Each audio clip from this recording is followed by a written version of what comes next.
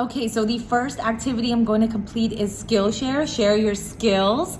And in these crazy, uncertain times, it's extra important that we take a break to focus on things that bring us joy and to share things that bring us joy.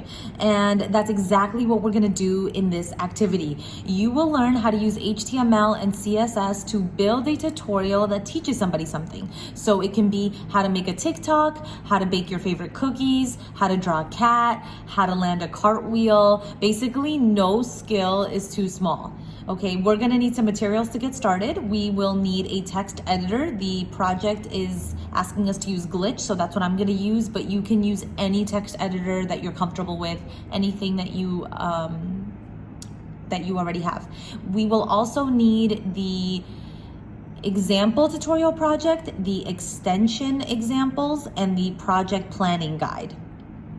Oh, and some pen, pencils, or markers if you plan to make some notes in that guide. I'm gonna link to all of the digital materials below.